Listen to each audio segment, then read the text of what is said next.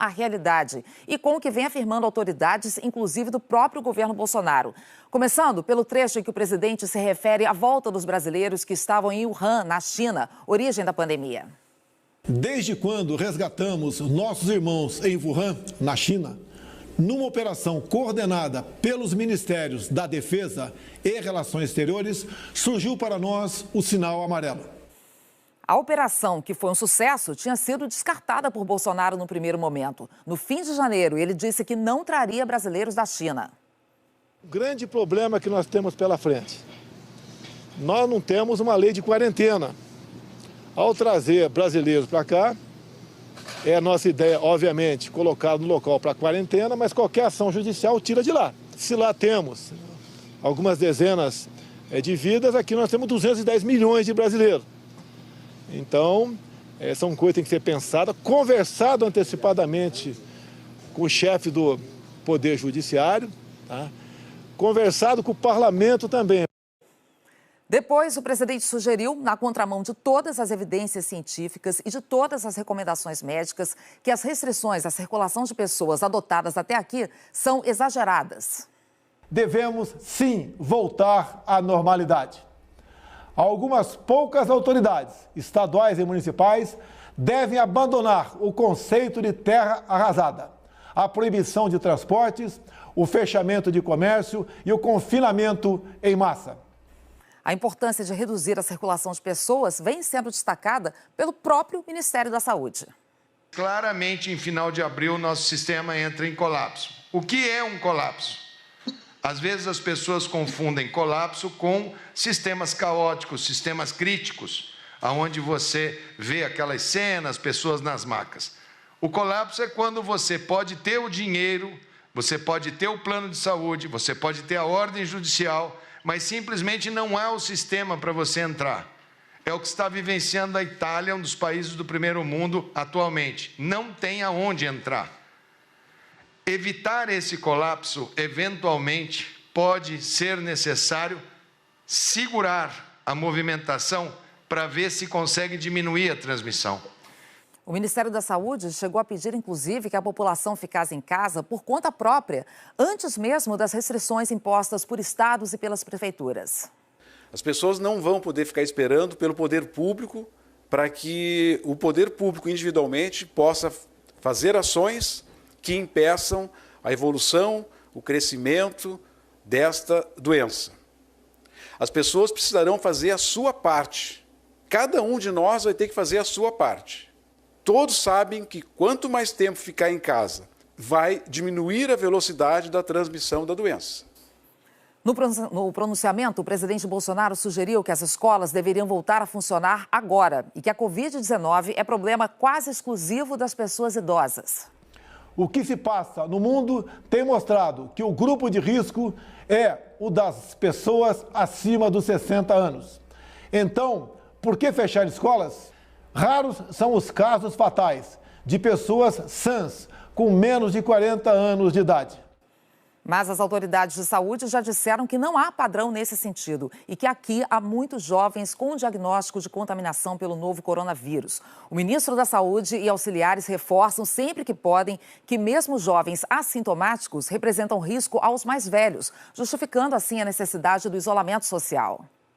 A média de idade é 42 anos, a gente está com 50% abaixo de 40 anos, o que justifica parte da fala do ministro, que a gente tem um perfil de pacientes ainda muito jovens que estão sendo diagnosticados com essa nova doença. O caminho que nós temos é um caminho longo, volto a repetir, nós teremos aí em torno de 20 semanas a partir do surto epidêmico, que serão extremamente duras para as famílias, para as pessoas. Cuidem dos idosos. Cuidem dos idosos. É hora de filho e filha cuidar de pai, mãe, avó, tia-avó.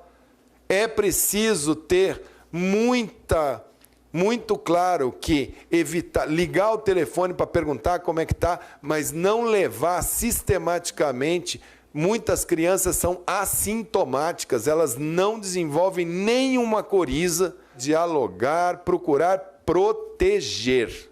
O momento agora é de proteção. Quanto menos idosos nós tivermos com esta gripe, menos pressão nós colocaremos nos leitos de CTI, já que eles, infelizmente, são os que desenvolvem a maior necessidade de cuidado intensivo. Como fazer isso, como dimensionar isso dentro de todas as questões que envolvem determinações de bloqueios, quarentenas, limitação de ir e vir. O isolamento social é defendido pela Organização Mundial da Saúde e por líderes de todo o mundo. Ontem, o primeiro-ministro da Índia, Narendra Modi, determinou que 1,3 bilhão de pessoas fiquem em casa por 3 semanas. A mesma medida foi tomada pelo primeiro-ministro do Reino Unido, Boris Johnson. Nesta noite, eu devo dar ao povo britânico uma instrução simples. Vocês devem ficar em casa.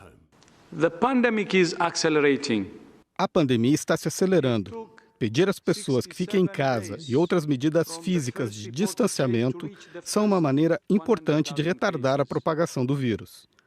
Atualmente, não existe tratamento comprovadamente eficaz contra a Covid-19. É ótimo ver o nível de energia agora sendo direcionado para pesquisa e desenvolvimento contra o vírus. Mas o uso de medicamentos não testados, sem as evidências certas, pode gerar falsas esperanças e até causar mais mal do que bem. More harm than good.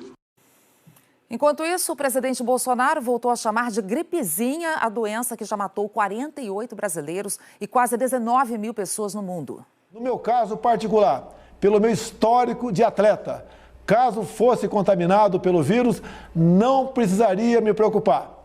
Nada sentiria ou seria, quando muito, acometido de uma gripezinha ou resfriadinho. Em uma carta aos líderes do G20 ontem, o secretário-geral das Nações Unidas, Antônio Guterres, pediu mais recursos para evitar que a pandemia do novo coronavírus atinja o que ele chamou de proporções apocalípticas. Também ontem, horas antes do pronunciamento de Bolsonaro, os técnicos do Ministério da Saúde alertavam para a gravidade da doença, exatamente como eles têm feito todo dia. Ouça o que disse ontem o secretário de Vigilância em Saúde. Poxa, Hercúleo, estamos enfrentando uma pandemia, possivelmente a maior pandemia deste século. O presidente disse ainda que, se fosse contaminado, não precisaria se preocupar por causa do histórico de atleta. Mas muitos esportistas relataram sintomas fortes depois que contraíram o vírus. O nadador sul-africano Cameron Vanderburg, campeão olímpico nos 100 metros peito em 2012, disse que o novo coronavírus é, de longe, o pior vírus que ele já enfrentou. Apesar da boa capacidade pulmonar, ele relatou muita dificuldade para respirar e para executar tarefas como uma simples caminhada. Atletas brasileiros, como o tenista Thiago Wilde e o Mike, jogador de basquete no Paulistano, também testaram positivo para o novo coronavírus, mas estão bem. Bolsonaro também fez críticas à imprensa. Grande parte dos meios de comunicação foram na contramão. Espalharam exatamente a sensação de pavor, tendo como carro-chefe o anúncio do grande número de vítimas na Itália. Um país com grande número de idosos e com um clima totalmente diferente do nosso. O cenário perfeito, potencializado pela mídia, para que uma verdadeira histeria se espalhasse pelo nosso país. Também nesse ponto, autoridades do governo não têm se posicionado como presidente. No fim de semana, o secretário executivo do Ministério da Saúde destacou que a imprensa está toda voltada para o assunto, com informações disponibilizadas minuto a minuto. Vamos cumprir com aquelas recomendações que estão sendo dadas pelas secretarias, pelos hospitais, pelos municípios, pelos órgãos de imprensa.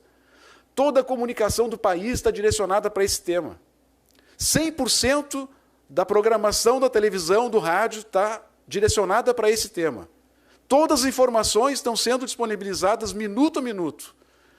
A nossa responsabilidade é muito grande. As críticas ao pronunciamento do presidente Jair Bolsonaro, claro, vieram rápido e de vários setores da sociedade. Reação forte aí em Brasília também, né, Juliana Marrone? Bom dia. Ana, bom dia a todos. Ana, uma das primeiras reações foi do presidente do Senado, que cobrou responsabilidade do presidente.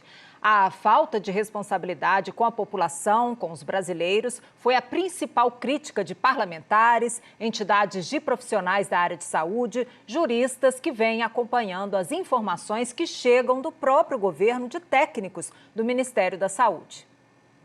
Minutos depois do pronunciamento do presidente Bolsonaro, começaram as reações. O presidente do Senado, Davi Alcolumbre, que foi infectado pelo novo coronavírus, divulgou uma nota em que diz que, neste momento grave, o país precisa de uma liderança séria, responsável e comprometida com a vida e a saúde da população. Ele afirmou que considera grave a posição externada pelo presidente da República, hoje, em cadeia nacional, de ataque às medidas de contenção ao Covid-19. Disse ainda que a posição está na contramão das ações adotadas em outros países e sugeridas pela própria Organização Mundial da Saúde. Alcolumbre insistiu que não é o momento de ataque à imprensa e a outros gestores públicos.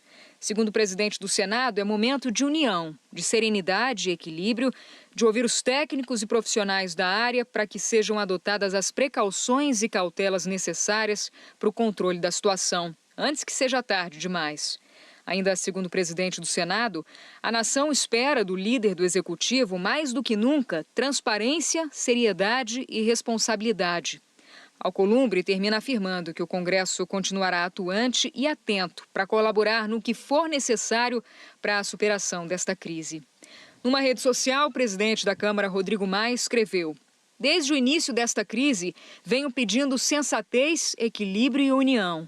O pronunciamento do presidente foi equivocado ao atacar a imprensa, os governadores e especialistas em saúde pública. E que o momento exige que o governo federal reconheça o esforço de todos, governadores, prefeitos e profissionais de saúde, e adote medidas objetivas de apoio emergencial para conter o vírus e aos empresários e empregados prejudicados pelo isolamento social." Maia afirma que cabe aos brasileiros seguir as normas determinadas pela OMS e pelo Ministério da Saúde em respeito aos idosos e a todos que estão em grupo de risco. E finalizou: "O Congresso está atento e votará medidas importantes para conter a pandemia e ajudar os empresários e trabalhadores. Precisamos de paz para vencer este desafio." Simone Tebet, presidente da Comissão de Constituição e Justiça do Senado, se disse perplexa. O líder da minoria no Senado, Randolfo Rodrigues, afirmou que Bolsonaro superou todos os limites da irresponsabilidade. O líder do governo na Câmara, Major Vitor Hugo, disse que o pronunciamento de Bolsonaro foi excelente e que ele expressa uma visão de estadista e, com coragem, vai na contramão da histeria coletiva. O senador Major Olímpio, eleito pelo PSL, também fez críticas. Ser aliado não é ser alienado.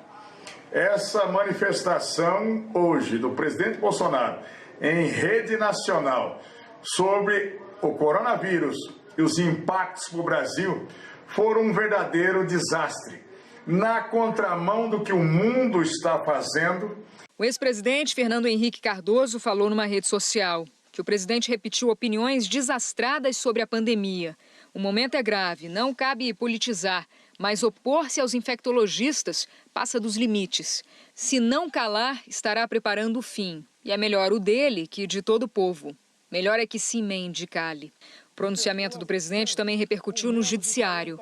O ministro do Supremo Tribunal Federal, Gilmar Mendes, falou em rede social que a pandemia do Covid-19 exige solidariedade e corresponsabilidade. A experiência internacional e as orientações da OMS na luta contra o vírus devem ser rigorosamente seguidas por nós. Gilmar finalizou: "As agruras da crise, por mais árduas que sejam, não sustentam o luxo da insensatez." E o presidente da OAB, Felipe Santa Cruz, disse que entre a ignorância e a ciência, não hesite. Não quebre a quarentena por conta deste que será reconhecido como um dos pronunciamentos políticos mais desonestos da história. Todos os estados brasileiros e o Distrito Federal adotaram medidas para restringir a circulação de pessoas nas ruas. E depois do pronunciamento do presidente, governadores disseram que vão manter o apelo para que as pessoas permaneçam em casa. Nós continuaremos firmes, seguindo as orientações médicas, preservando vidas. Eu peço a você, por favor, fique em casa. Nós temos uma situação em que a ciência conhece sobre o coronavírus. E ao conhecer, eu quero seguir a ciência. Eu quero cumprir todo o regramento. Eu sei que as pessoas, nesse momento, vão ter prejuízos de bens materiais, prejuízos nos negócios, prejuízo na renda, mas há algo em primeiro lugar agora, a vida. É a vida humana, senhor presidente. Nós estamos tratando da vida humana. E no Piauí, a vida humana tem valor. E nós vamos cuidar da vida humana. Cuidar, fazendo inclusive isolamento social onde for necessário. O governador do Espírito Santo disse que o pronunciamento do presidente Jair Bolsonaro foi desconectado das orientações dos cientistas, da realidade do mundo e das ações do Ministério da Saúde. Confunde a sociedade, atrapalha o trabalho nos estados e municípios, menospreza os efeitos da pandemia, mostra que estamos sem direção. Flávio Dino, governador do Maranhão, afirmou numa rede social que o pronunciamento de hoje mostra que há poucas esperanças de que Bolsonaro possa exercer com responsabilidade e eficiência a presidência da República. Os danos são imprevisíveis e gravíssimos. E que, em respeito às vidas dos maranhenses, bem como em sintonia com cientistas e profissionais da saúde, manterá no Maranhão todas as providências preventivas e de cuidado em face do coronavírus. O governador do Pará, Helder Barbalho, disse que buscou as orientações dos técnicos, dos médicos, das autoridades e também dos países que já passaram pelo pior da crise. E que todo o nosso objetivo é avaliar o sistema de saúde para que as pessoas que eventualmente fiquem doentes possam ser tratadas. Por isso, suspendemos temporariamente as aulas, festas, o comércio e os bares. Com menos gente circulando, o vírus circula menos e a gente não tem uma multidão batendo nas portas dos hospitais ao mesmo tempo. Como o presidente também atacou a imprensa, a Associação Brasileira de Imprensa reagiu. Afirmou em nota que o pronunciamento em que o presidente Jair Bolsonaro minimiza os riscos da pandemia do Covid-19 e vai na contramão de todas as medidas recomendadas pelas autoridades de saúde, tanto do Brasil como do mundo. Tenta também responsabilizar a imprensa pela justificada apreensão que toma conta de todos. No momento em que milhares de vidas são ceifadas em outros países e que o coronavírus chega a nosso país de forma ameaçadora, fazendo as suas primeiras vítimas fatais, Bolsonaro refere-se à pandemia como uma gripezinha ou um resfriadinho. E ainda mais grave, recomenda que as medidas preventivas não sejam adotadas pelos brasileiros. Dessa forma, contribui para que o país não se prepare para enfrentar a grave situação que estamos vivendo. E no meio disso tudo, o ministro da Saúde não se posicionou oficialmente sobre a fala do presidente Bolsonaro. Ana. Juliana, tenho mais reações aqui, viu, a esse pronunciamento de ontem. Os secretários estaduais de saúde repudiaram em nota o pronunciamento do presidente Bolsonaro. Veja alguns trechos. Assistimos estarrecidos ao pronunciamento em cadeia nacional do presidente da República, Jair Bolsonaro. Não podemos permitir o dissenso e a dubiedade da condução do enfrentamento ao Covid-19. Assim, é preciso que seja reparado o que nos parece ser um grave erro do presidente da República. A nota diz ainda: ao invés de desfazer todo o esforço e sacrifício que temos feito junto com o povo brasileiro, negando todas as recomendações tecnicamente embasadas e defendidas, inclusive, pelo seu Ministério da Saúde, deveríamos ver o presidente da República liderando a luta, contribuindo para este esforço e conduzindo a nação para onde se espera de seu principal governante, um lugar seguro para se viver com saúde e bem-estar. Infelizmente, o que vimos em seu pronunciamento foi uma tentativa de desmobilizar a sociedade brasileira, as autoridades sanitárias de todo o país.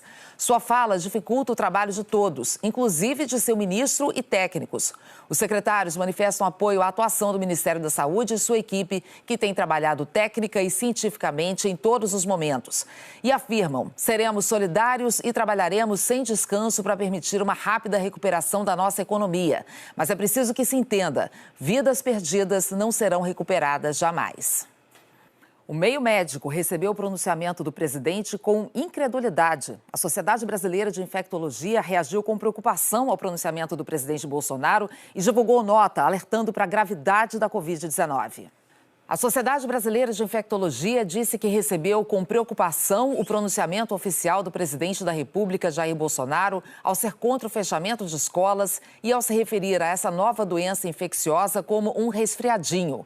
Alertou que tais mensagens podem dar a falsa impressão à população que as medidas de contenção social são inadequadas e que a Covid-19 é semelhante ao resfriado comum. Esta sim uma doença com baixa letalidade. e reforçou que a pandemia é grave, pois até hoje já foram registrados mais de 420 mil casos confirmados no mundo e quase 19 mil óbitos, sendo 46 no Brasil. A Sociedade Brasileira de Infectologia concorda com o presidente quando elogia o trabalho do ministro da Saúde, Dr. Luiz Henrique Mandetta, e sua equipe, cujas ações têm sido de grande gestor na mais grave epidemia que o Brasil já enfrentou em sua história recente. E por isso mesmo chama a atenção que o distanciamento social é fundamental para conter a disseminação do novo coronavírus, quando ele atinge a fase de transmissão comunitária. E destaca a importância dessa medida, diz que, por isso, ela está sendo tomada em países europeus desenvolvidos e nos Estados Unidos da América. A nota termina com um alerta para a população. Ficar em casa é a resposta mais adequada para a maioria das cidades brasileiras neste momento, principalmente as mais populosas. E depois dessa nota, o número de mortos no Brasil ainda subiu para 48. Infectologistas, especialistas em saúde pública e o Conselho Nacional de Saúde repudiaram a fala do presidente. É inadmissível uma fala irresponsável, como em outras vezes, mas ainda mais criminosa, em rede de televisão, nesta terça-feira à noite, o presidente da República ir no sentido contrário da conscientização da sociedade brasileira, que é para as pessoas ficarem em casa, fazerem a sua parte e preservarmos as vidas. É preciso mobilização da sociedade brasileira e providências do Judiciário e do Legislativo para que isso não volte a acontecer. Ele vai contra tudo que tem sido falado pela ciência e pelos especialistas em termos de saúde. Ele chegou a ser desrespeitoso com a própria população. A população ela está assustada com o que está acontecendo, ela está muitas vezes chegando ao pânico por essa situação que está acontecendo, e ela sempre espera do seu governante uma palavra de conforto, uma palavra de alívio e um direcionamento positivo em termos da situação. Para nós médicos, para nós pesquisadores, cientistas, isso contraria tudo aquilo que nós discutimos, inclusive no âmbito do Ministério da Saúde, sob a coordenação do nosso ministro da Saúde, que ouviu toda a comunidade acadêmica e que, na verdade, o Brasil estava muito alinhado, vem estando, na verdade, muito alinhado com a experiência dos países que nos antecederam nessa epidemia e com as grandes autoridades sanitárias do mundo. 7 entidades de saúde coletiva e bioética divulgaram nota conjunta reagindo ao pronunciamento do presidente. As entidades de saúde coletiva e da bioética consideraram intolerável e irresponsável o que chamaram de discurso da morte, feito pelo presidente Jair Bolsonaro. Afirmaram que a manifestação do presidente foi incoerente e criminosa e que Bolsonaro nega o conjunto de evidências científicas que vem pautando o combate à pandemia da Covid-19 em todo o mundo, desvalorizando o trabalho sério e dedicado de toda uma rede nacional e mundial de cientistas e desenvolvedores de tecnologias em saúde. A nota afirma que, com esse ato, Bolsonaro desrespeita o excelente trabalho da imprensa e de numerosas redes de difusão de conhecimento essenciais para o esclarecimento geral sobre a Covid-19 e desmobiliza a população a dar seguimento às medidas fundamentais de contenção para evitar mortes. As entidades de saúde coletiva e da bioética disseram ainda que o presidente comete o crime de infração de medida sanitária preventiva, a ser enquadrado no artigo 268 do Código Penal Brasileiro, ao desrespeitar determinação do poder público destinada a impedir introdução ou propagação de doença contagiosa. A Sociedade Brasileira de Geriatria e Gerontologia também divulgou nota ressaltando a importância das medidas de isolamento. A Sociedade Brasileira de Geriatria e Gerontologia afirmou que endossa a manutenção de todas as medidas tomadas até o momento. Afirmou que qualquer medida que abrande o isolamento da população será extremamente prejudicial para o combate ao coronavírus, levando ao maior número de infectados e de mortes. A sociedade lembrou que a maioria dos países adotam a mesma medida de contenção com sucesso. A pandemia da Covid-19 uniu governantes, autoridades de saúde do mundo inteiro no objetivo principal, que é reduzir a velocidade da transmissão e evitar assim que os sistemas de saúde fiquem sobrecarregados. Praticamente todos os países que registraram casos da doença adotaram medidas de isolamento social. Essas mesmas aí que o presidente Bolsonaro criticou ontem. Olha, nesse exato momento, 2 bilhões e 600 milhões de pessoas cumprem regras de isolamento. Isso dá 1/3 da população mundial. 1 bilhão e 300 milhões só na Índia, que foi o último país a entrar em isolamento total. Medida que já tinha sido adotada em boa parte da China e também na Itália, Espanha, França e em Portugal. Nos Estados Unidos, o presidente Donald Trump resistiu inicialmente, mas vários governadores tomaram a frente e adotaram medidas restritivas. 2 dos estados mais populosos, Califórnia e Nova York, por exemplo, estão em quarentena. Aqui perto, nossa vizinha, a Argentina, também entrou em confinamento de forma preventiva quando ainda tinha pouquíssimos casos. Em muitos desses países, quem sai na rua pode ser multado e até preso. Mais de 100 países fecharam todas as escolas e praticamente todo o calendário esportivo mundial parou, né? Até as Olimpíadas de Tóquio agora foram adiadas para 2021. Vale lembrar que os atletas são jovens, de boa saúde, e mesmo assim as competições foram interrompidas. Uma decisão que preserva não só os atletas, mas todo mundo que tem contato com eles. Essas medidas foram determinadas por líderes mundiais que vêm seguindo as orientações das autoridades de saúde. Sejam de esquerda ou de direita, esses governantes respeitam o que dizem os infectologistas, os médicos, os cientistas. Esses líderes também tratam a imprensa como aliada na missão de informar a população sobre as medidas necessárias. Vamos ouvir o que eles vêm dizendo nos últimos dias. Eu estive em alguns desses parques. Você fica achando que nada de errado está acontecendo em partes de Nova York. Você fica achando que é só mais um sábado bonito e ensolarado. Isso é simplesmente um erro. É um erro. É uma falta de sensibilidade, é arrogante, é autodestrutivo e é desrespeitoso com outras pessoas. Isso tem que acabar e tem que acabar agora. Isto é sério. Vamos levar a sério. Estou absolutamente certa de que sairemos desta crise. Mas quão alto será o sacrifício? Quantos entes queridos vamos perder?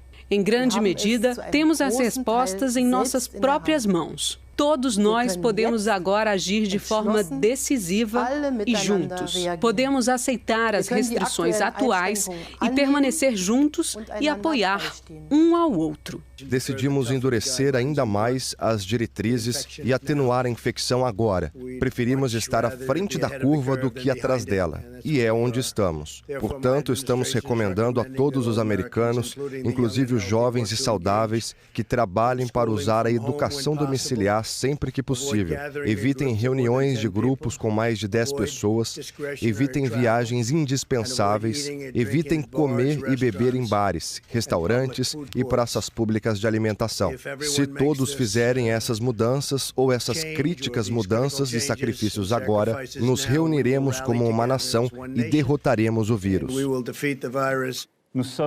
Estamos em guerra. Uma guerra de saúde, é claro. Não estamos lutando contra um exército ou contra uma nação, mas o inimigo está lá, invisível, intocável, avançando, e isso requer nossa mobilização geral. Durante o pronunciamento de Jair Bolsonaro em rede nacional, houve panelaço em todas as regiões do Brasil.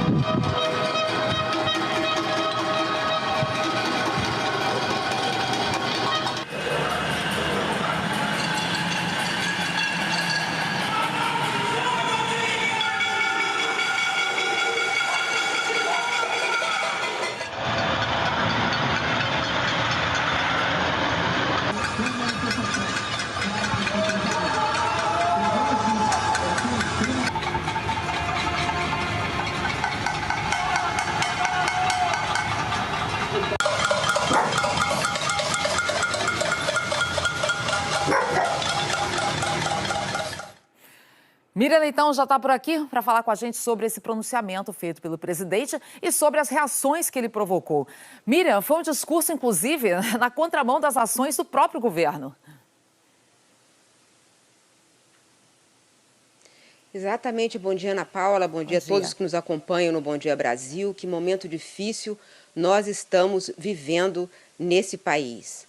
A fala do presidente foi uma irresponsabilidade, foi uma insanidade. Coloca em perigo milhões de brasileiros. Brasileiros que estão nesse momento fazendo sacrifícios para se proteger do vírus. Quando ele fala assim, ele vai realmente, como disse a Ana Paula, na contramão de tudo. Na contramão dos médicos, dos infectologistas, dos virologistas, das autoridades sanitárias do Brasil e do mundo, da Organização Mundial da Saúde. Vai contra a sensatez, vai contra a prudência, vai contra o cuidado com a vida dos brasileiros. É muito perigoso esse tipo de discurso e esse tipo de fala de um presidente da República, porque ele é um líder, ele é o presidente. E ele está, nesse momento, influenciando milhões de pessoas que podem achar que não precisa, não está vulnerável. Todos estamos. Infelizmente, todos estamos. O fato de uma criança ser menos vulnerável do que uma pessoa idosa não significa que as aulas possam acontecer. Esse é um raciocínio que desconhece a lógica do contágio. É impressionante, é um desconhecimento enorme do que a ciência tem nos dito. Isso é muito grave o que está acontecendo, porque como presidente ele toma decisões. Se ele acha que a crise é tão simples, é apenas um resfriadinho, se a pessoa está forte, né, ele está tomando decisões muito aquém das necessárias para proteger a população do país. Ele jurou respeitar a Constituição, ele jurou proteger os brasileiros. Esse é o papel de um presidente. Nesse momento, quando ele fala uma coisa desse tamanho, dessa gravidade, dessa leviandade, ele está colocando em risco o país como um todo. O papel da imprensa tem sido de informar, buscar a ciência, buscar o que os especialistas estão nos ensinando. Estamos aprendendo muito e tentando passar esses ensinamentos.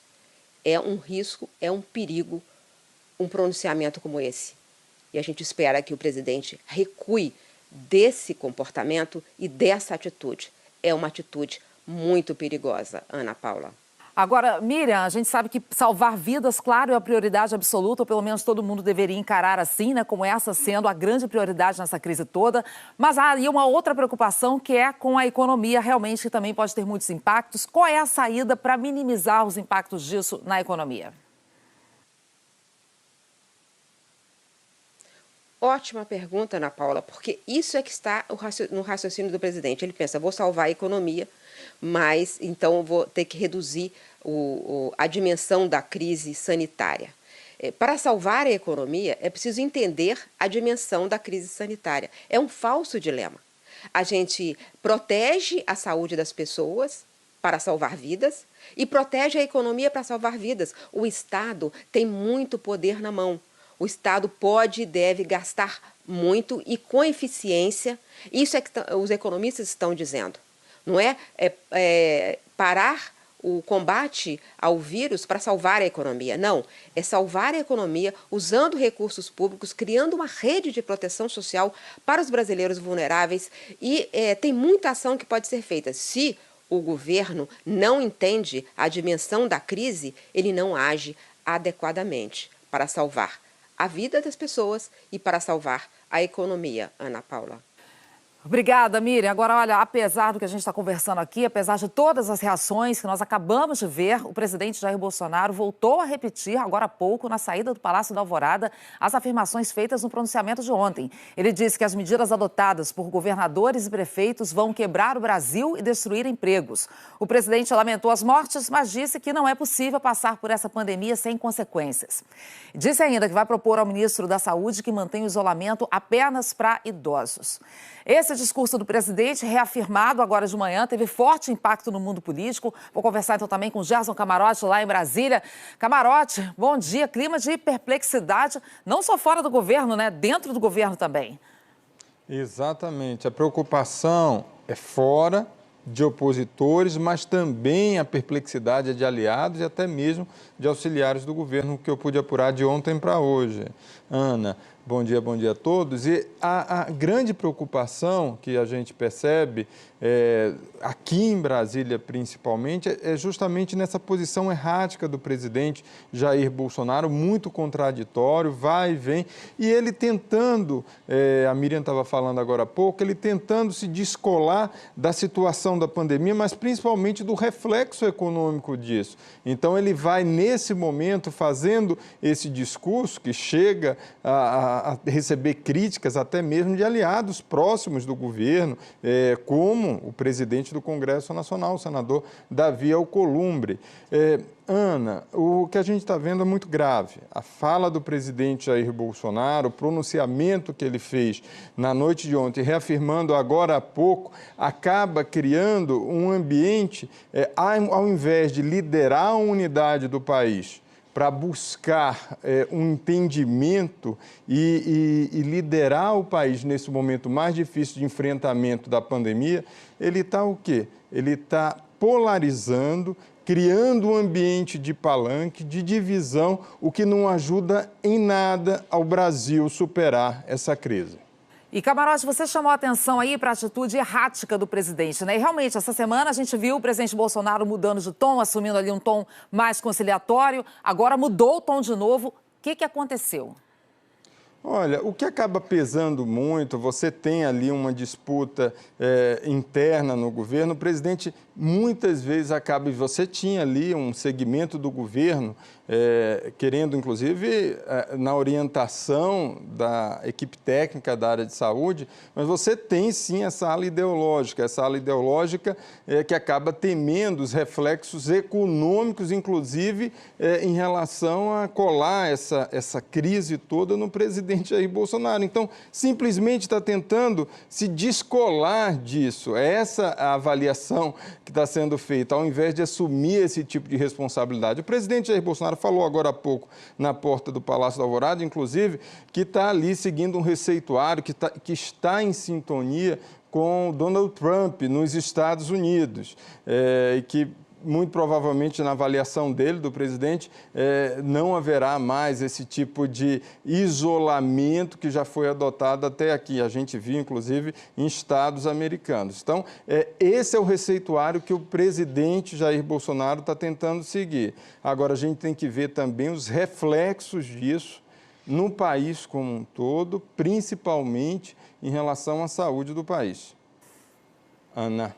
Até porque a pandemia demorou ainda mais para chegar aqui, né? E você vê que nos Estados Unidos agora o país está para ser considerado, daqui a pouco, pode virar o epicentro de toda essa pandemia. Então a gente ainda está no começo, ainda muita coisa vai acontecer. Obrigada, Camarote. Obrigado. E cerca de 2 horas depois do pronunciamento do presidente Bolsonaro, ontem na TV, a Embaixada Americana publicou na internet um aviso para que os cidadãos americanos que vivem nos Estados Unidos, mas estão no Brasil, voltem imediatamente para casa. O governo americano já havia solicitado que todos os seus cidadãos que estão no exterior voltassem para os Estados Unidos o mais rapidamente possível por causa da pandemia.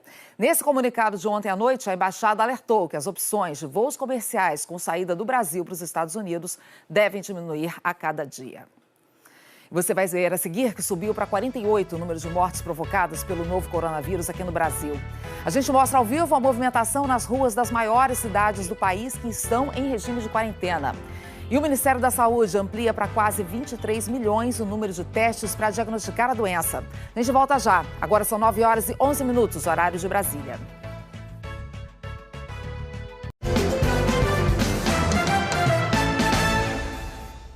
Estamos de volta com os dados atualizados da Covid-19 aqui no Brasil. O número de mortes, infelizmente, subiu para 48. O Ministério da Saúde confirma 40 vítimas no estado de São Paulo e 6 no Rio.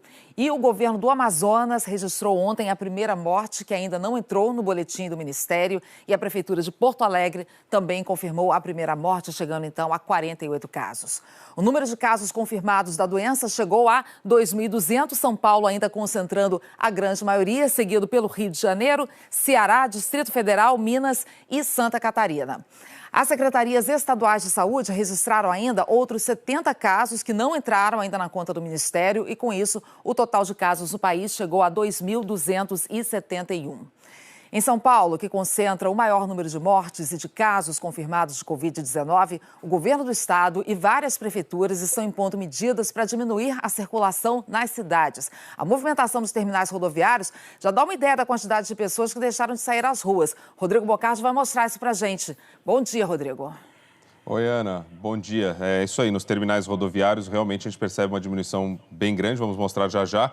Lembrando que está valendo o decreto estadual aqui no estado de São Paulo, que determina que só pode ficar aberto serviços essenciais. O comércio, de um modo geral, tem que estar fechado.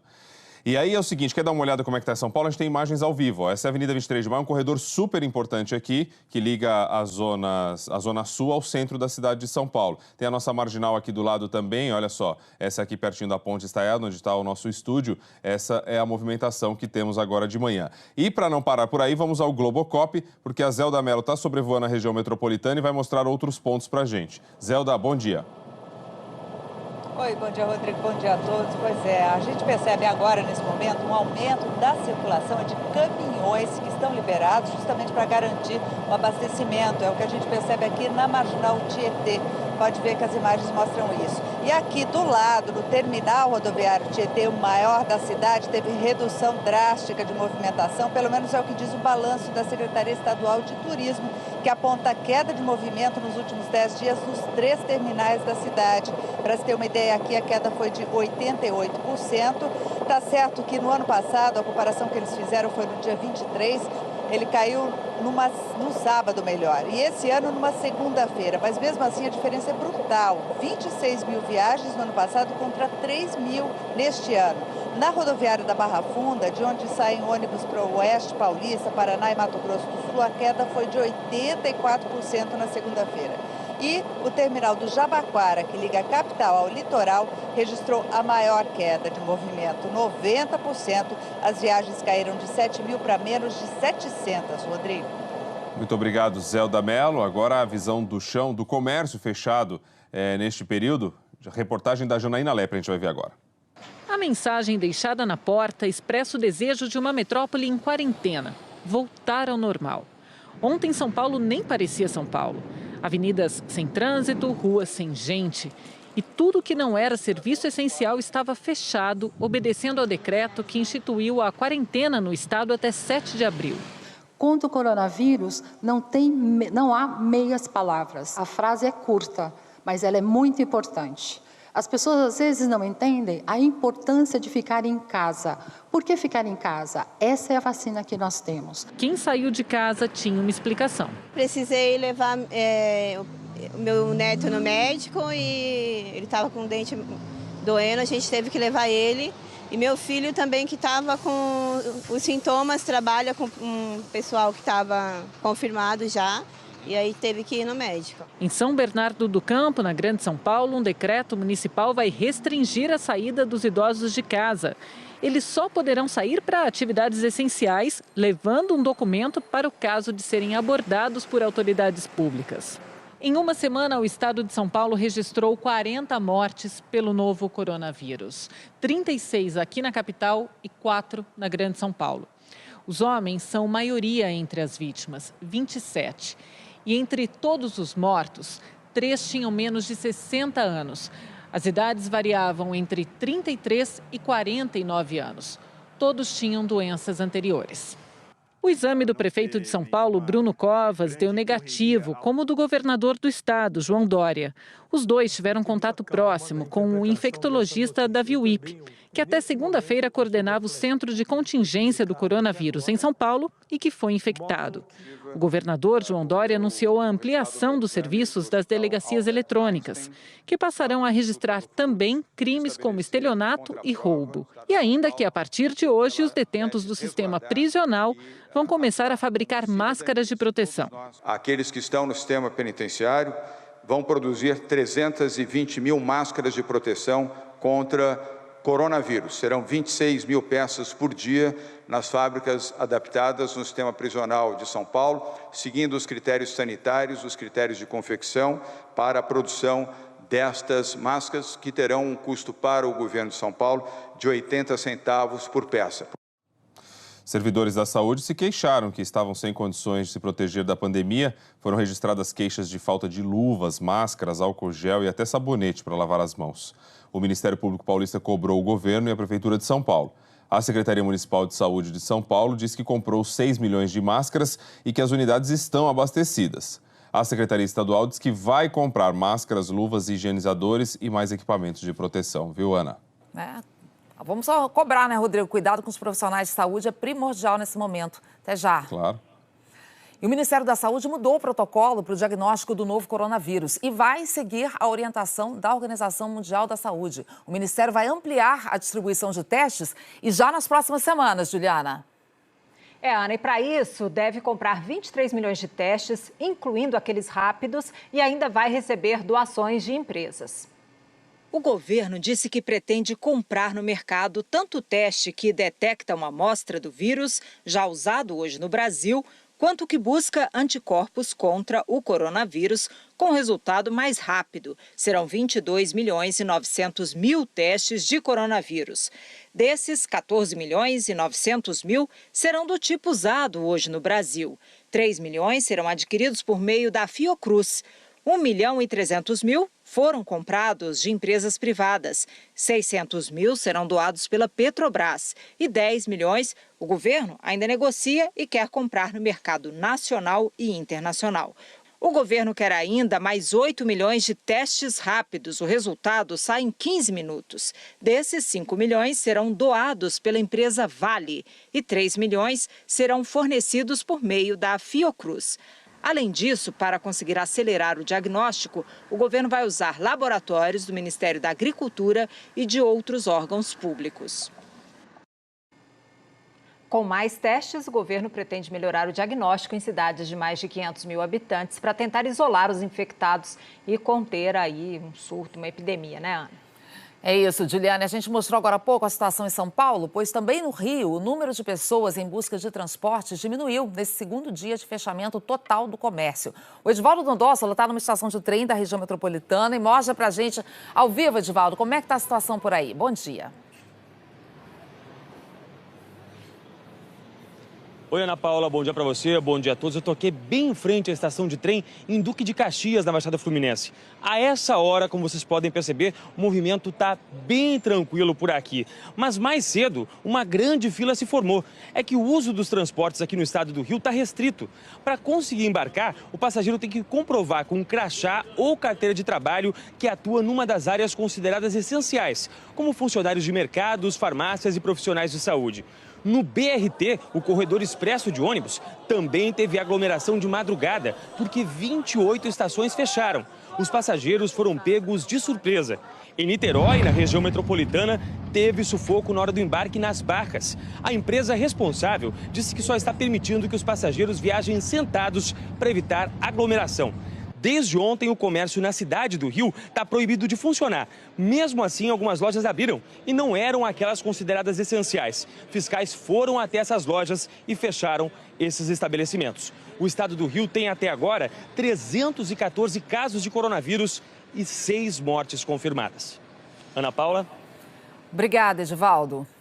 E no meio de toda essa crise, lideranças do Congresso Nacional decidiram propor a redução dos salários dos funcionários públicos federais para enfrentar essa crise provocada pela pandemia da Covid-19. E isso, Juliana, valendo para todos os poderes e para todos os cargos, digamos, deputado, senador, ministro do Supremo, até presidente da República. Essa é a proposta. Isso vale em toda a esfera federal, né, Ana? Executivo, Legislativo, Judiciário, a proposta é de redução de 20% a 50% de salários, não afetando quem ganha menos de R$5 mil. Caberia aos chefes dos poderes decidir de quanto deve ser a redução. A proposta foi apresentada ontem à noite e é assinada pelo líder do PSDB, deputado Carlos Sampaio, de São Paulo. Mas é fruto de uma articulação entre vários partidos políticos. O texto vale somente para a União e prevê que no Executivo, Legislativo e Judiciário, quem ganha até R$ 5.000 não teria cortes. Entre R$ 5 e R$ 10.000, a redução seria de 10% no salário. Acima disso, o corte temporário varia de 20% a 50%. Nesse caso, os chefes de cada um dos poderes é que vão decidir qual será o percentual de redução dos salários. Pela proposta, servidores da saúde e da segurança que estiverem prestando serviço durante o período da calamidade pública não terão salários reduzidos. A redução de salários vale para todos os funcionários, inclui deputados, senadores, ministros de tribunais superiores e até o presidente da República. E vale enquanto durar o estado de calamidade pública. O dinheiro que for economizado com essa medida tem de ser destinado ao Ministério da Saúde para que possa ser aplicado em ações de combate à pandemia. Mas para entrar em vigor, a proposta ainda precisa ser aprovada pela Câmara e pelo Senado. O presidente da Câmara diz que os trabalhadores da iniciativa privada terão queda na renda e que tem conversado com os partidos sobre a necessidade de os servidores dos 3 poderes também darem sua contribuição. Eu tenho certeza que, da mesma forma que o setor privado será obrigado a reduzir os seus salários, a sua estrutura, é natural que com a queda de arrecadação nos municípios, nos estados e também na União, onde tem os maiores salários, que se faça uma readequação dos salários. O governo trabalha para publicar as medidas econômicas já anunciadas para amenizar o impacto da pandemia para empresas, trabalhadores e também para os estados. Já anunciou uma ajuda de 88 bilhões de reais, incluindo a suspensão por 6 meses do pagamento das dívidas dos estados com a União. Mas ontem, na reunião por videoconferência com governadores do Centro-Oeste e do Sul, o presidente Jair Bolsonaro ouviu novas reivindicações. O que foi anunciado pela União pouco atende a esses estados já em dificuldade financeira. Vai ser necessário ampliar essas medidas. Entre os pedidos feitos pelos governadores ao presidente Bolsonaro está a dispensa do pagamento de impostos federais como PIS, PASEP, contribuição ao INSS, auxílio para renegociação de dívidas com organismos internacionais e compensação pela perda de arrecadação com o ICMS, que é imposto estadual. Ana. São muitas medidas aí que ainda podem ser estudadas, podem ser tomadas para amenizar os impactos dessa crise, né, Juliana? Sem botar em risco a vida das pessoas. Até já. Até. E a seguir, o avanço do novo coronavírus no mundo. A Espanha registra mais de 700 mortes em um dia. O príncipe Charles, herdeiro do trono britânico, testa positivo para a Covid-19. A Itália anuncia multa de até 3 mil euros para quem desrespeitar as medidas de isolamento. E ainda as reações ao pacote de estímulo de 2 trilhões de dólares na economia dos Estados Unidos. 9h29 agora, horário de Brasília. A gente volta já.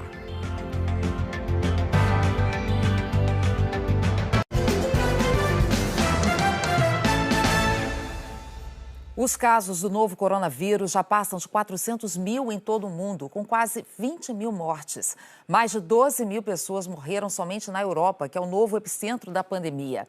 E a Espanha anunciou agora há pouco o maior número de mortes num único dia. Nossa correspondente na Europa, Cecília Malan, traz esses tristes números para a gente. Cecília. Bom dia, Ana. Bom dia a todos. Bom dia. 738 pessoas morreram na Espanha nas últimas 24 horas. Ao todo, o país contabiliza mais de 3.400 mortes e, com isso, supera a China nessa triste estatística. Já são mais de 47 mil espanhóis diagnosticados com a Covid-19. Mais de 3 mil estão internados em unidades de tratamento intensivo, lutando pela vida. O primeiro-ministro Pedro Sánchez vai pedir hoje ao parlamento a extensão da emergência nacional até 11 de abril. Isso permite que a polícia fiscalize as regras de confinamento e prenda quem desrespeitá-las. A Itália ainda é o país da Europa com o maior número de casos e o que tem mais mortes no mundo. Quase 7 mil italianos morreram por causa do novo coronavírus. O governo anunciou ontem à noite multas de até 3 mil euros, o equivalente a R$16.500, para quem desrespeitar as regras de isolamento. 60 milhões de italianos estão nesta condição há mais de 2 semanas, só podem sair de casa com um bom motivo. Num pronunciamento à nação, o primeiro-ministro Giuseppe Conte disse que se todos fizerem a sua parte, o país pode sair em breve dessa emergência sanitária. E o novo coronavírus chegou à família real britânica. O teste do príncipe Charles, que tem 71 anos, deu positivo para a Covid-19. O Palácio de Buckingham afirma que o herdeiro ao trono está com sintomas leves, mas passa bem e está isolado em casa na Escócia. A última vez que Charles viu a mãe, Elizabeth II, foi dia 12 de março. A rainha está em Windsor com o marido, os dois têm mais de 90 anos, é bom lembrar. No segundo dia de isolamento aqui no Reino Unido, ainda tem muita confusão sobre quem deve continuar indo ao trabalho. O governo está sofrendo muita pressão para interromper obras não essenciais e priorizar a saúde ao invés da economia. O metrô de Londres informou que o número de passageiros está abaixo de 10% do normal, mas alguns vagões estavam lotados hoje cedo. Neste momento, o primeiro-ministro Boris Johnson responde a perguntas dos deputados. É possível que o parlamento feche as portas hoje à noite, suspendendo as sessões por pelo menos 4 semanas. E hoje, na Ásia, a Índia começou o maior isolamento social do mundo. 1 bilhão e 300 milhões de pessoas receberam a ordem de ficar em casa. Só pode sair quem tiver uma emergência. Estão proibidos voos internacionais e domésticos. As viagens de trens estão suspensas. Essas medidas valem por 21 dias. O primeiro-ministro Narendra Modi disse que se as regras forem desrespeitadas, o país pode ficar 21 anos atrasado. Já a China não registrou nenhum caso doméstico nas últimas 24 horas. Todos os 47 casos confirmados são de pessoas que vieram do exterior. O controle nas fronteiras aumentou. Na província de Hubei, epicentro da pandemia, a rotina começa a ser retomada e o transporte com o resto do país vai sendo restabelecido aos poucos. Ana. Obrigada, Cecília, pelas informações. Vamos agora para os Estados Unidos, porque o Senado americano deve aprovar a qualquer momento uma ajuda trilionária para enfrentar a pandemia do novo coronavírus. Vai ser o maior pacote de estímulo econômico da história americana moderna. O Ismar Madeira está ao vivo em Nova York e conta os detalhes para a gente. Bom dia, Ismar. Bom dia, Ana. Bom dia a todos. A Casa Branca e os líderes do Senado chegaram a um acordo de madrugada. E o pacote deve ser aprovado ainda hoje. São quase 2 trilhões de dólares. Isso é mais do que todo o PIB do Brasil, que é a soma das riquezas produzidas ao longo de um ano. Ainda não há muitos detalhes sobre como esse dinheiro vai ser usado, mas a imprensa americana diz que pelo menos 250 milhões de dólares vão ser enviados diretamente para pessoas e famílias que forem mais afetadas pela crise. E outros 250 milhões vão reforçar o seguro-desemprego. Elas ainda vão receber outros benefícios. Os estados e empresas mais atingidos também devem receber repasses de 350 milhões de dólares que vão para empréstimos para pequenas empresas e 500 milhões para ajudar empresas que enfrentam dificuldades. Essa é uma tentativa desesperada do governo de ajudar quem tiver que fechar as portas. A verba também vai ser usada para reforçar o orçamento de hospitais, que estão na linha de frente do combate ao novo coronavírus. Os Estados Unidos têm mais de 50 mil casos confirmados e 800 mortes. E pelo ritmo de surgimento de novos casos, pode virar o novo epicentro da epidemia, segundo a OMS. O pico da doença deve ser aqui em 2 ou 3 semanas, Ana. Vamos aguardar, Ismar. Obrigada pelas suas informações. E falando desse pacote de estímulo da economia americana, esse anúncio animou os investidores internacionais num primeiro momento, mas ao longo do dia os mercados têm oscilado. Vamos ver aqui, as bolsas asiáticas fecharam em alta pelo segundo dia seguido. Mais uma vez o destaque a gente já vê aqui por conta da Bolsa de Tóquio, alta de 8%. Essa valorização em um dia foi de mais de 8%. Os investidores também reagiram bem ao anúncio do adiamento dos Jogos Olímpicos de Tóquio. Na Europa, o dia de sobe e desce, as bolsas abriram em alta forte depois depois passaram a cair. Nesse momento, Londres e Paris estão operando aqui com uma pequena alta e a Bolsa de Frankfurt em queda. Os índices futuros da Bolsa de Nova York também estão caindo. É um sinal de que a abertura do mercado americano tende a ser negativa. Ontem, a Bolsa de Nova York viveu um dia de euforia na expectativa desse pacote de incentivo. E o índice Dow Jones fechou em alta de 11,37%. É a maior valorização diária desde 1933. Agora, já aqui o Brasil, a Bolsa de São Paulo acompanhou o otimismo, fechou ontem em alta de quase 10% e o dólar caiu 1%. Encerrou o dia valendo R$ 5,08. Como a gente disse agora há pouco, o presidente Jair Bolsonaro voltou a criticar agora de manhã o isolamento social proposto por especialistas e por autoridades de todo o mundo como forma de combater o espalhamento do vírus. Vamos saber os detalhes disso? De novo aqui com a Juliana.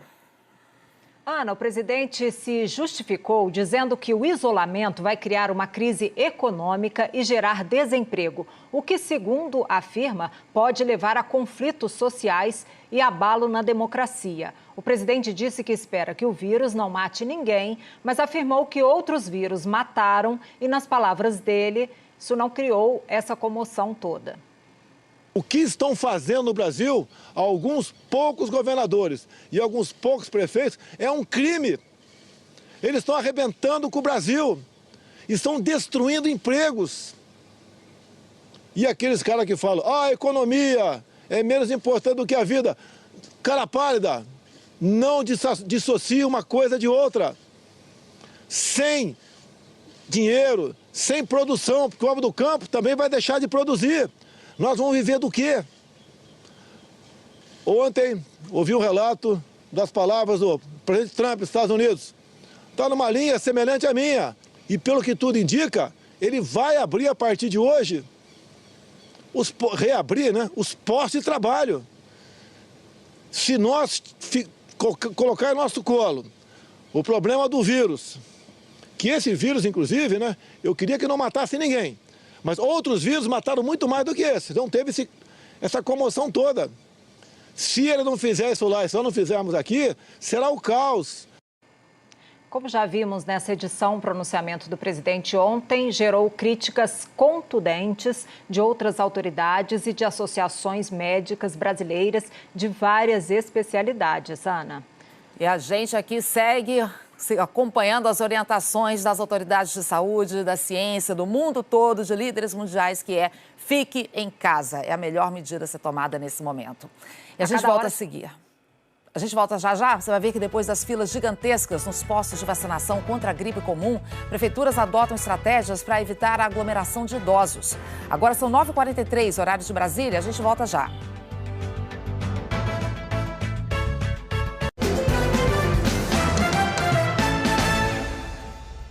Dois navios de cruzeiro de bandeira francesa pediram ajuda humanitária ao Rio para desembarcar passageiros. Um deles é o Laustral, que estava em Montevidéu, no Uruguai, e chegou ao Rio no último domingo. A empresa do cruzeiro disse que o navio estava há 10 dias navegando. 252 passageiros desembarcaram no Rio. A condição da Anvisa para o desembarque foi que os passageiros fossem direto para um ônibus e depois levados para dentro dos aviões que farão a viagem de volta ao país de origem. Não há informação de pessoas doentes nos navios. O Laustral saiu do Porto do Rio agora de manhã e outro navio da mesma empresa deve chegar ainda hoje. E desde que começou a vacinação contra a gripe comum, na última segunda-feira, a gente viu que a procura foi grande, que em várias cidades houve aglomeração de idosos nas filas dos postos, tudo que tem que ser evitado. Algumas prefeituras, então, começaram a adotar estratégias para evitar isso. No Rio, de hoje até o dia 29, a prioridade é para pessoas com 80 anos ou mais. Natália Castro vai mostrar para a gente, essa regra está sendo obedecida, Natália? Bom dia. Oi, Ana, bom dia para você, bom dia a todos. Olha, pelo menos aqui no município do Rio, essa regra não está sendo respeitada. A Prefeitura do Rio disse que vai continuar vacinando todo mundo acima de 60 anos. A gente está acompanhando aqui a vacinação no esquema drive-thru, que acontece dentro dos carros. E hoje é o primeiro dia de atuação do pessoal das Forças Armadas, dos militares. Eles vão ajudar nesse primeiro momento a campanha de vacinação contra a gripe. No primeiro dia de campanha, mais de 200 mil procuraram esgotaram os postos de saúde. A vacina acabou em vários postos, mas a Secretaria Estadual de Saúde disse que vai repor as doses e criou esse calendário de vacinação. De hoje até sábado é para quem tem 80 anos ou mais, de 30 de março a 3 de abril, entre 70 e 79 anos, e de 6 a 14 de abril, entre 60 e 69 anos. A partir do dia 15, quem tem mais de 60, quem tem 60 ou mais deve tomar a dose. O Detran do Rio suspendeu os serviços a partir de hoje para que as unidades funcionem como drive-thru de vacinas, como está acontecendo aqui. Por enquanto, 6 endereços estão vacinando no carro aqui no estado. A vacina, é importante a gente lembrar, que protege contra os 3 vírus de gripe que mais circularam aqui no hemisfério sul, que foi a influenza B, H1N1 e H3N3. É importante sempre lembrar também que não protege contra o coronavírus, Ana. Mas até ajuda no diagnóstico do coronavírus, né? Porque se a pessoa chega com sintomas de gripe no hospital, um idoso, e tomou a vacina contra a gripe, já aponta-se aí para um diagnóstico a favor do Covid-19. Obrigada, Natália. Vamos ver agora a previsão do tempo? Jaqueline Brasil, bom dia. O que você destaca hoje? Oi, Ana. Bom dia para você e bom dia para todos. Olha, hoje, atenção para o Nordeste, porque pode chover forte.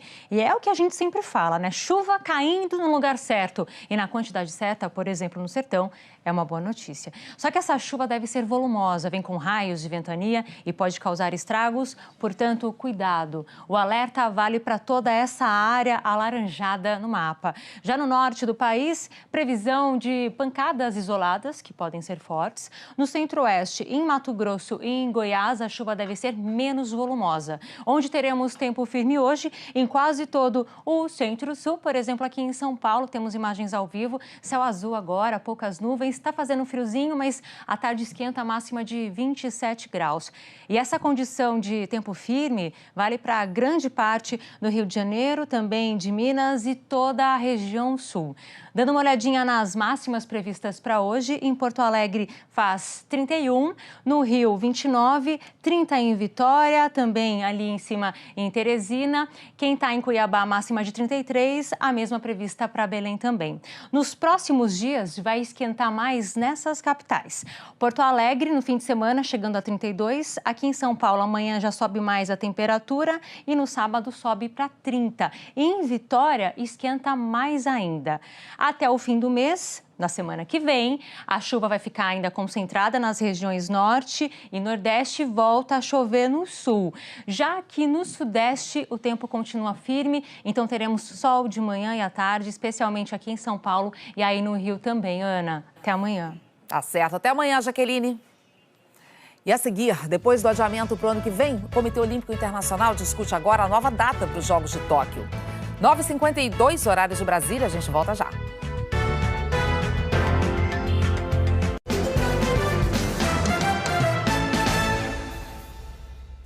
Carol Barcelos já está por aqui com a gente para falar da repercussão do adiamento das Olimpíadas. Carol, bom dia. Bom dia, Ana. Bom dia para todo mundo. Pois é, uma decisão que demorou, né? Sim. Mas finalmente saiu e que só reafirma, gente, a gravidade dessa pandemia que a gente está enfrentando. A cerimônia de abertura estava marcada para o dia 24 de julho deste ano e agora o Comitê Olímpico Internacional começa a pensar em uma nova data, né, Ana? Tem que replanejar tudo. Então a gente vai lá para Tóquio falar com o Carlos Gil, porque hoje o presidente do COI conversou com a imprensa, isso foi há pouco, né, Gil? Boa noite para você. Tem muito trabalho pela frente o COI, né, Gil?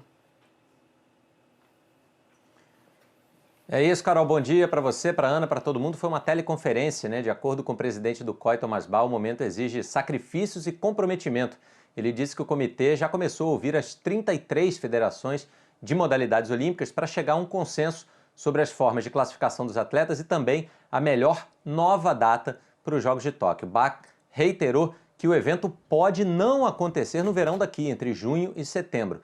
Mas essa antecipação também vai depender da montagem de um complexo quebra-cabeças, nas palavras do dirigente. Na conferência, Bach revelou que o cancelamento foi debatido, mas que o adiamento acabou sendo unanimidade entre comitês olímpicos nacionais e federações. Garantiu que a opinião dos atletas também teve peso fundamental na decisão. Segundo o presidente do COI, Tóquio continua sendo a cidade mais bem preparada de todos os tempos para agora reorganizar os Jogos Olímpicos. Mas alertou, hein? A batalha contra a Covid está em pleno curso E o evento só será organizado num ambiente saudável para todos. E agora há pouco, a governadora de Tóquio, Yuriko Koike, se tornou mais uma governante a fazer um apelo para que todos os moradores da cidade trabalhem de casa se puderem, evitem sair à noite e só saiam de casa no fim de semana que vem aí, se for estritamente necessário. Isso porque Tóquio confirmou 41 casos da Covid hoje, o maior número já registrado em um só dia aqui na capital japonesa. Carol, Ana. Obrigada, Gil. Sem dúvida, saúde é prioridade de todos nós agora, né? O COI se planeja para 2021 e claro que os atletas também, né? Aliás, eles foram os que mais comemoraram o adiamento dos Jogos. O judoca francês Ted Riner, bicampeão olímpico, escreveu: "Nos vemos em 2021, Tóquio. Primeiro, temos uma luta mais importante para vencer." A nadadora americana Kate Ledeck, dona de 5 ouros, lembrou que agora é hora de apoiar aqueles que cuidam dos doentes. Os brasileiros também se mostraram aliviados. Eu tenho certeza que Tóquio vai estar mais motivado do que nunca para entregar uns grandes Jogos Olímpicos e a gente aí sim celebrar essa grande festa mundial. Tinha que ser adiada mesmo. E eu vejo o lado positivo, que é mais tempo para preparar, mais tempo para se cuidar. A indefinição se os jogos seriam ou não adiados trouxe muita angústia nos últimos dias. Até porque vários atletas estavam em casa e improvisando os treinamentos. O COB disponibilizou aparelhos para a gente poder dar uma treinada em casa, mas não é a mesma coisa, né? Então isso fez a gente respirar um pouco aliviado, porque tem mais um ano para poder treinar. Trouxe um alívio, não só para o Comitê Olímpico do Brasil, mas para todos os atletas olímpicos brasileiros, que poderão cuidar melhor da sua preparação, preservando a saúde. Na Olimpíada, o futebol masculino é a única modalidade que tem limite de idade. Por exemplo, os jogadores que fazem 23 anos agora em 2020, por conta desse adiamento, estariam impedidos de disputar os Jogos no ano que vem. A FIFA prometeu estudar o caso. Mas há outras dúvidas além do futebol. Será que os índices conquistados nos últimos anos continuarão valendo? Será que novas competições classificatórias serão realizadas? A delegação brasileira já tinha 178 atletas confirmados em Tóquio. O mais importante agora é que temos a certeza e a convicção de que estamos vivendo um ano pré-olímpico novamente e vamos nos preparar da melhor maneira possível para 2021. Agora é esperar mesmo e continuar focada. Um beijo a todos. Até o próximo ano, então. Até o próximo ano. É pensar nisso, né? Que os atletas vão ter mais tempo para treinar, vão chegar mais motivados e, sem dúvida, essa decisão era mais prudente e mais coerente nesse momento também. É necessária. Obrigada, viu, Carol? Obrigada, Ana. Um beijo. Olha, antes de encerrar, quero mostrar para você a iniciativa de uma moradora da Zona Sul do Rio, que tem tornado mais agradável os fins de tarde dos vizinhos nesse período de isolamento social. Eu vinha fazendo só lives nas minhas redes sociais. Até que um dia eu estava sentada no sofá e ouvi o sino da igreja tocando. E instintivamente eu fui para a janela fazer uma oração e saiu em forma de música porque eu sou cantora.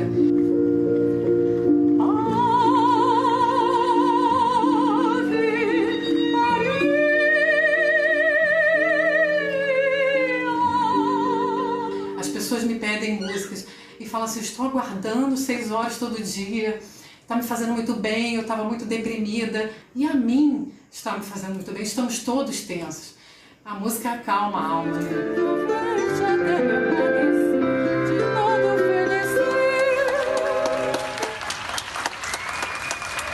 Até amanhã, gente!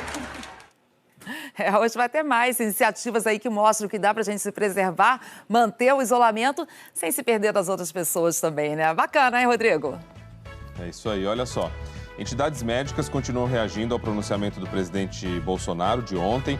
A Associação Paulista de Medicina declarou que, se a intenção do presidente foi acalmar, a reação da sociedade mostra que ele não alcançou seus objetivos.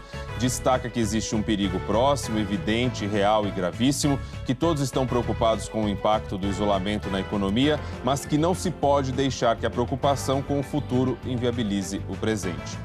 As associações brasileiras de oncologia pediátrica, de transplante de medula óssea e de hematologia, hemoterapia e terapia celular reforçaram que todos aqueles que podem se manter em isolamento devem fazê-lo, pois estão colaborando para proteger as vidas dos nossos idosos e também das crianças, jovens e adultos que neste momento estão em tratamento hematológico, oncológico e oncohematológico, bem como aquelas que aguardam por um transplante de medula óssea ou foram recentemente transplantadas.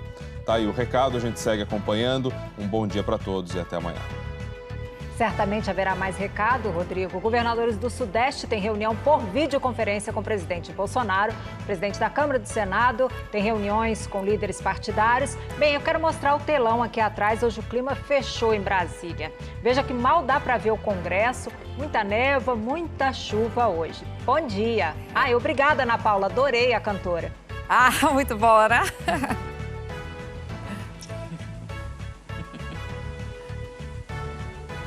Cecília. Gente, o governo britânico fez um apelo, pediu urgentemente ontem à noite 250 mil voluntários para ajudar o sistema de saúde. Em menos de 24 horas, o número de inscritos superou essa meta. Muita gente se oferecendo para levar comida e remédios para idosos, transportar pacientes ou simplesmente ligar para quem está se sentindo sozinho e conversar sobre a vida. Incrível como tem gente bacana nesse mundo, né? E uma última notícia também, o governo daqui pediu a ajuda das operadoras de celulares que agora precisam mandar notificações sobre a pandemia para os seus usuários. Eu já recebi a minha de hoje e ela diz que é preciso ficar em casa. É isso. Até amanhã, gente. É isso. Vem aí agora o combate ao coronavírus com o Márcio Gomes, tirando mais dúvidas. E amanhã a gente se encontra de novo aqui no Bom Dia Brasil. Até lá.